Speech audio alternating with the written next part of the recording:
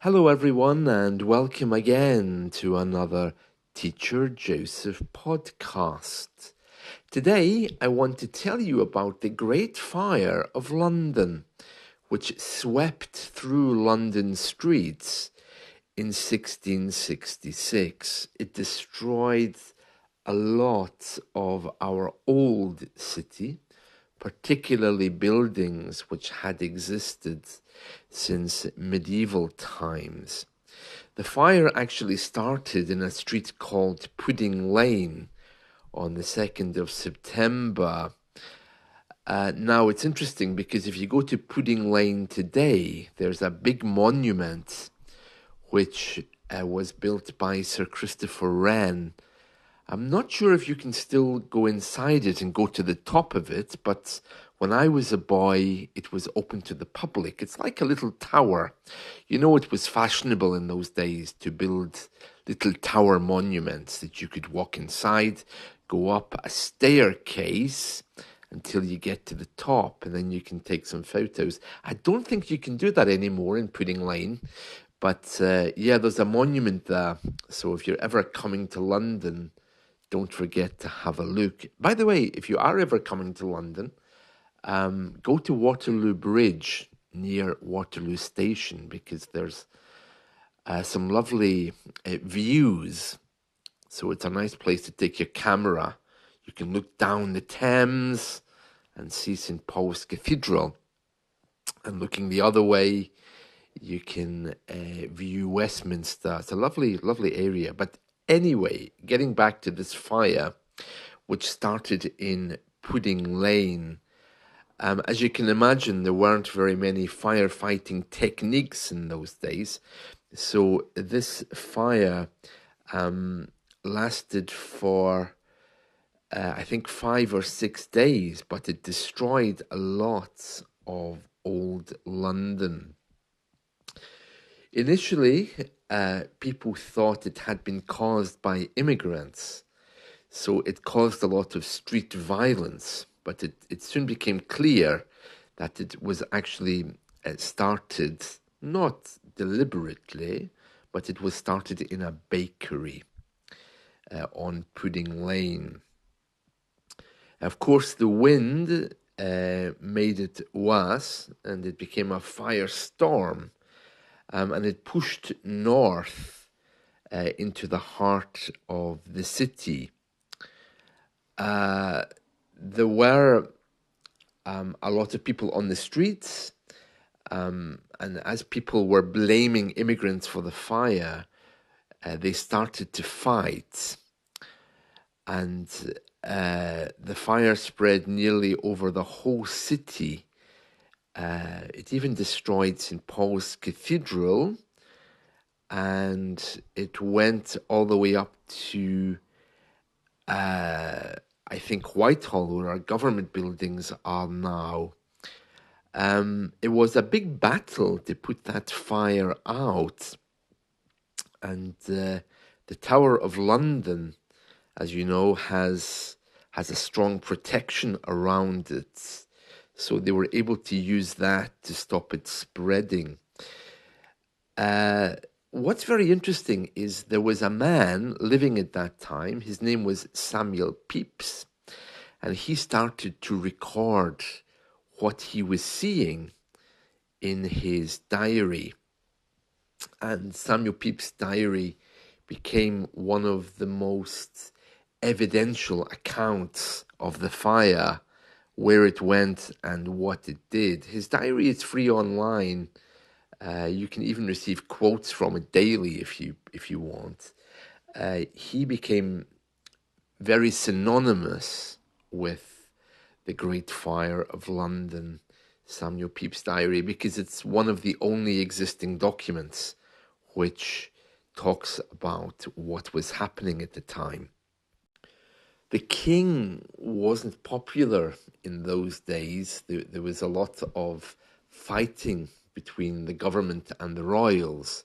So the king was giving orders about what should happen, and everyone just ignored them, I think. He wanted a lot of the buildings to be pulled down and he went down the Thames on his boat to view what was happening. And I think people were just doing their own thing. The rich, of course, wanted to move their belongings out, whereas a lot of the poorer people just had to run for their lives. And they couldn't believe how quickly it was actually spreading.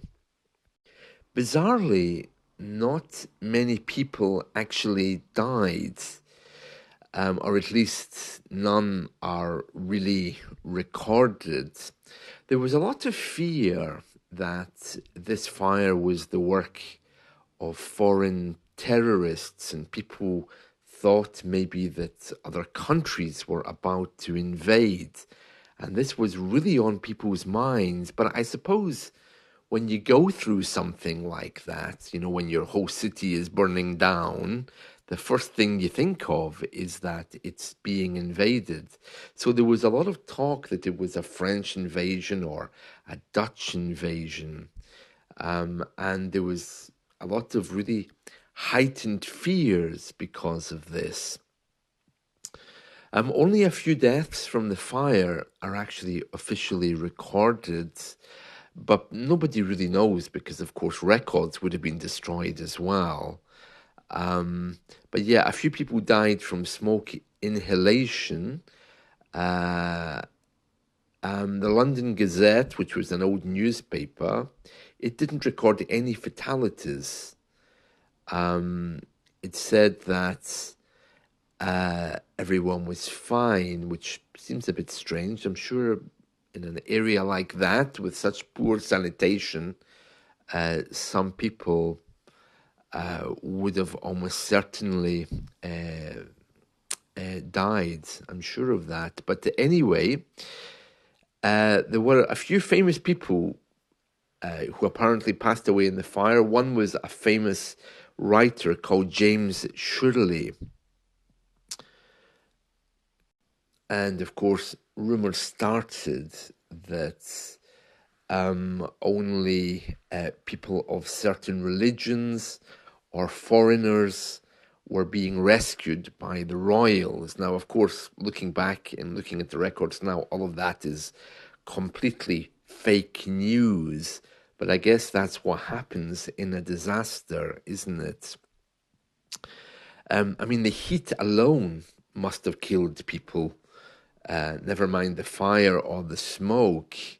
And some people say that the heat was strong enough to actually destroy skeletons. So that might be why they think not many people died, because there would be absolutely no remains. The material destruction apparently was around 13,500 houses, 87 churches, including St. Paul's Cathedral, Customs House, Royal Exchange, Bridewell Palace, and other city prisons. The monetary value was around 10 million. Remember, this was in 1666, so very interesting, very interesting. And of course, there were investigations.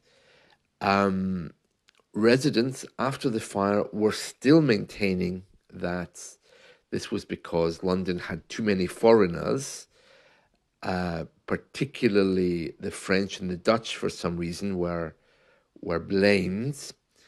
And they actually had trained people which were put on guard who were arresting foreigners around England to try to find out if this was some kind of conspiracy. And this is a great example of how some people use scapegoats. Scapegoat. A scapegoat is someone you blame just to take responsibility. You know, sometimes when a bad thing happens, we need a scapegoat. We need someone to say, okay, this is because of that man, you know. And apparently, one of the scapegoats was Robert Hubert, who was a simple French watchmaker, and they presumably tortured him, and he confessed to being a member of a gang that started the Great Fire. He said that it was started in Westminster. Of course, he was wrong. And then when he found out that it had started in Pudding Lane, he changed his story. They convicted him anyway. I mean, they didn't seem to believe him. He wasn't well educated. He was a little bit, what we say, simple.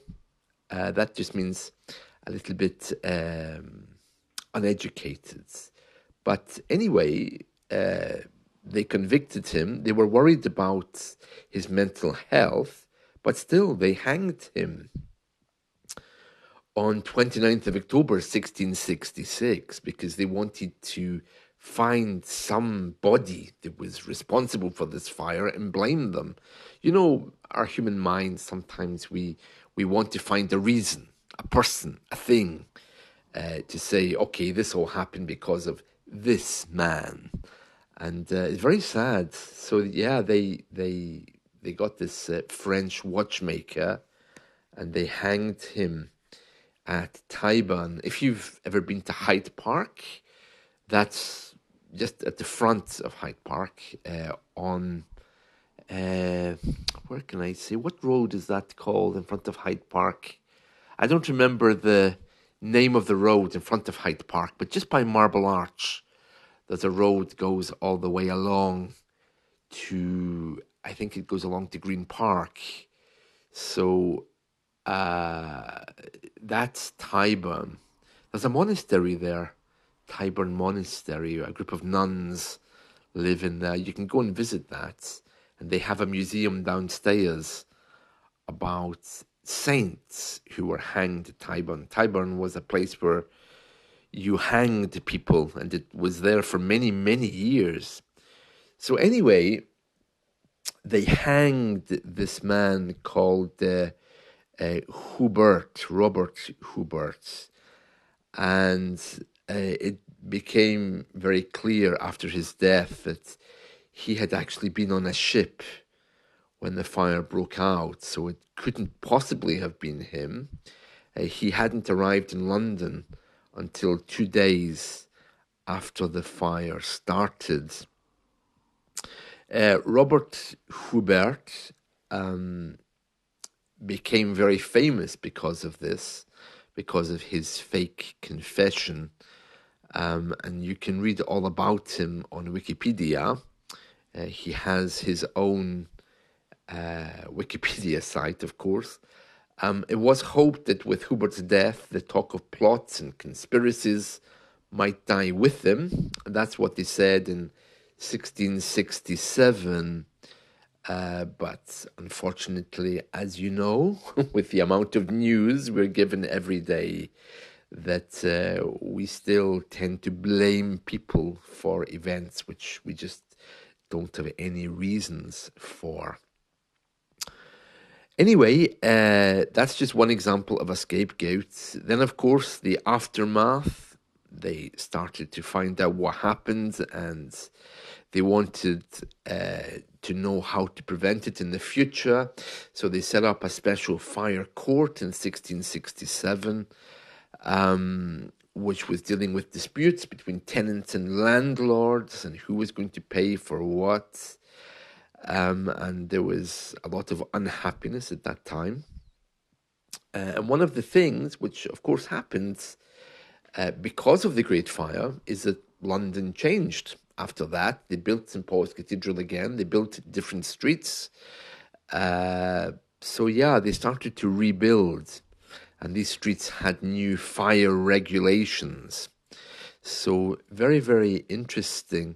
There was lots of poetry came out of this, as well as religious sermons. Very interesting. It seemed to have a great impact on the minds of the people. And of course, the man who rebuilt St. Paul's Cathedral was Sir Christopher Wren, and you can see his work all around London. He's designed quite a few famous buildings around London, such as Kensington Palace, the monument to the Great Fire, which sits in Pudding Lane. As I mentioned earlier, when I was a boy, you could go inside that and walk to the top of it, but I don't think you can do that anymore. Oh, look at the time. I'm up to 15 minutes, so I better go. So that's it from me, The Great Fire of London. I hope you've enjoyed this. Do remember to download the Diary of Samuel Pepys. Very interesting read. Hard to read, though, because it's in Old English, but if you can find a modern version, it'll be much easier, even for us. Okay, see you. Bye.